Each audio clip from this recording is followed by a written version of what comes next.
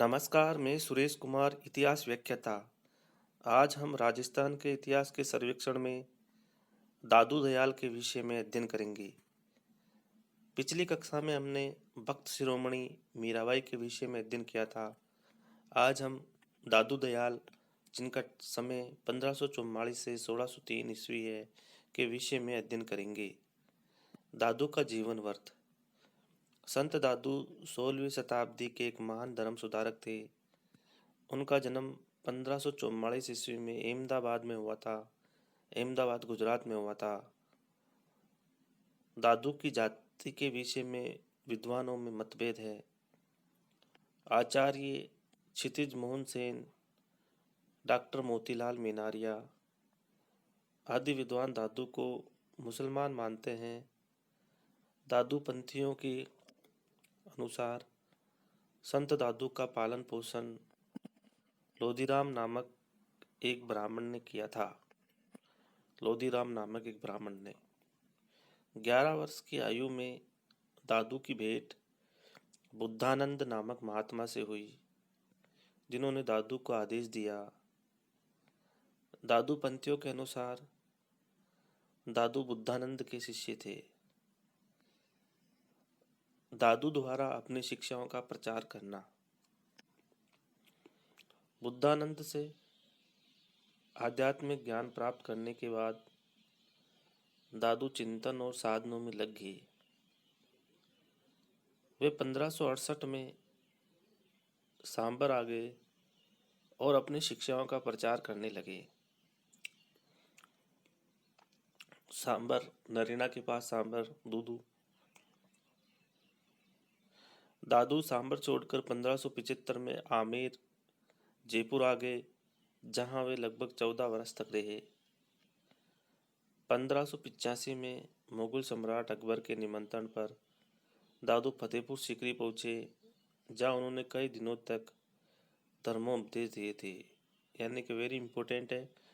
1585 में मुगल सम्राट अकबर के निमंत्रण पर दादू फतेहपुर सीकरी पहुंचे, जहां उन्होंने कई दिनों तक धर्मोपदेश दिए।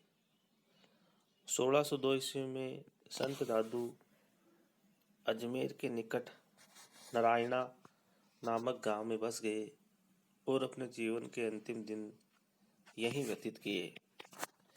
इसी स्थान पर 1603 ईस्वी में दादू का देहांत हो गया।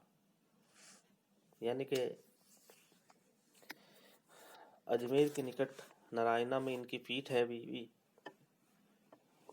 दूदू के पास। वहां पे 1603 ईस्वी में दादू का देहांत हो गया। राजस्थान के भक्ति आंदोलन में दादू का योगदान। कि राजस्थान में भक्ति आंदोलन में दादू ने कौन कौन से कार्य किए, उनका क्या योगदान रहा। दादू के दार्शनिक विचार। ब्रह्म व जीव। दादू ब्रह्म को निराकार, सर्वव्यापक और सर्वशक्तिमान मानते थे। विश्व की प्रत्येक वस्तु ईश्वर की शक्ति से गतिमान है। जीव ब्रह्म का एक रूप है, परंतु वे माया में लिप्त होने के कारण ब्रह्म से अलग हो जाता है। कर्मों के बंधन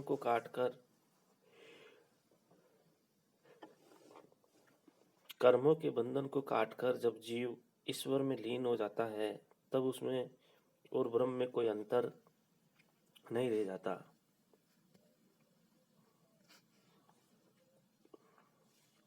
नेक्स्ट है माया। दादू के अनुसार जीव और ब्रह्म को अलग करने वाली माया है। माया के कारण मनुष्य सांसारिकता में फंसा रहता है।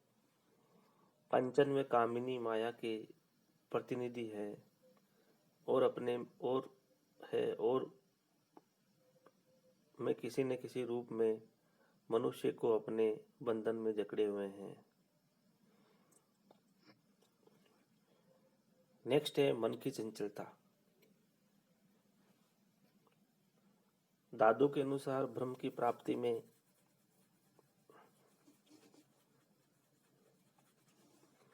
दादू के अनुसार ब्रह्म की प्राप्ति में मन सबसे बड़ा बाधक है।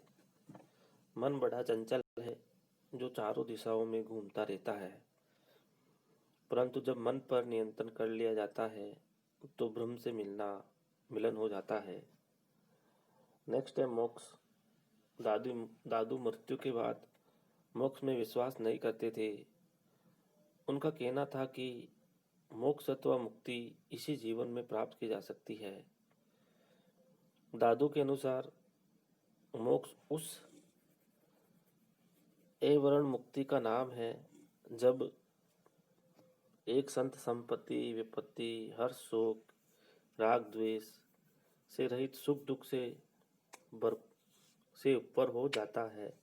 ऊपर हो जिसका कोई मित्र या शत्रु नहीं हो और जो अपने पराये में समानता रखता हो। नेक्स्ट है गुरु का महत्व। दादू ब्रह्म की शक्ति में गुरु की कृपा को अनिवार्य मानते थे। उनके मतानुसार अज्ञानता के अंधकार को दूर करने के लिए गुरु का पथ दर्शन आवश्यक है। गुरु ही अपने ज्ञान रूपी नौका द्वारा अपने शिष्य को भवसागर से पार लगा सकता है। नेक्स्ट है दादू का साधना पक्ष। दादू ने निर्गुण ब्रह्म की साधना पर बल दिया है।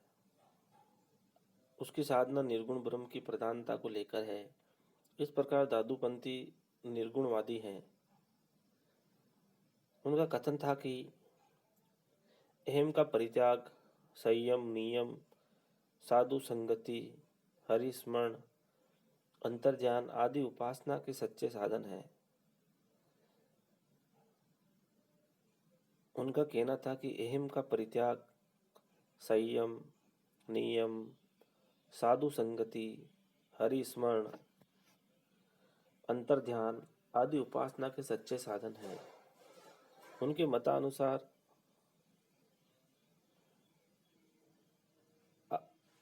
मतानुसार अहम के त्याग के बिना ब्रह्म की प्राप्ति नहीं हो सकती।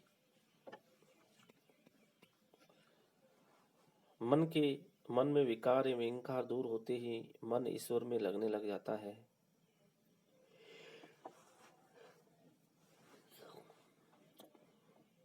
दादू ने हरि स्मरण पर भी बल दिया। उनका कहना था कि मन को अंतर्मुखी बनाकर हरि स्मरण करना चाहिए तथा सांसारिक विषयों से विरक्त रहना चाहिए।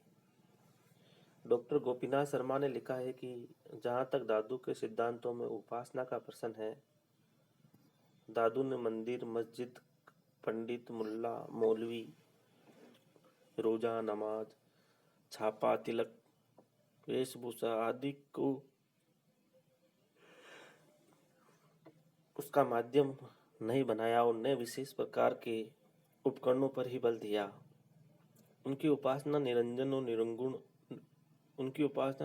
और निर्गुण ब्रह्म की प्रधानता को लेकर है। उनका कहना था कि आत्मज्ञान, जात पात की निसारता, संयम, नियम की उपासना के साधन हैं।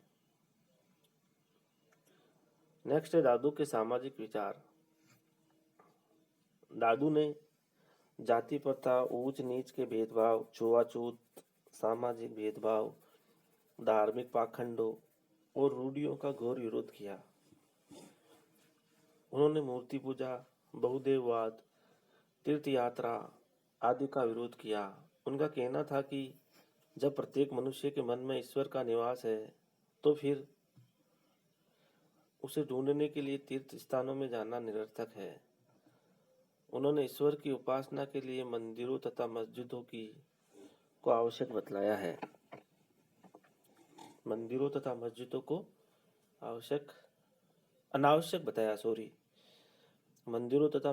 अनावश्यक बताया है। दादू का मानना था कि ईश्वर एक है और उसके दरबार में मनुष्य का कोई भेद नहीं है।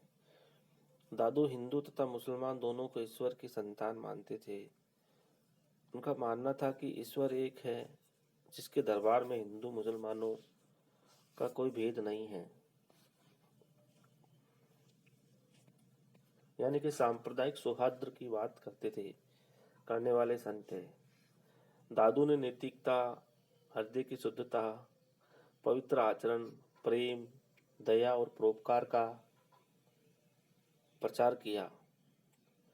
डॉक्टर गोपीनाथ शर्मा ने लिखा है कि दादू द्वारा प्रतिपादित पंथ में प्रेम एक ऐसा धागा है जिसमें अमीर व गरीब बांधे जा सकते हैं और जिनकी एक सूत्रता विश्व कल्याण का मार्ग स्पष्ट कर सकती है। उनके सिद्धांत विश्व कल्याण के भावों में ओतप्रोत है। नेक्स्ट है दादू की भाषा। दादू ने जनसाधारण की भाषा के माध्यम से अपनी शिक्षाओं का प्रचार किया। यानी कि आम बोलचाल की भाषा में दादू ने अपनी शिक्षा का प्रचार किया। डॉक्टर गोपीनाथ शर्मा ने लिखा है कि सबसे बड़ी विशेषता जो दादू ने प्रचार के माध्यम से की है वे भाषा है। जैसे वातावरण या स्थान विशेष में प्रचार की आवश्यकता हुई, दादू ने वैसी ही भाषा का प्रयोग किया। राजस्थान में उन्होंने ढूंढाड़ी भाषा को अपनाया। उनकी भाषा गुजराती, पश्चिमी हिंदी तथा कुछ पंजाबी शब्दों का दिखाई देता है। इस प्रकार हमने दादू दयाल के विषय में विस्तार से अध्ययन किया, जो कि एग्जाम की दृष्टि से महत्वपूर्ण है। धन्यवाद।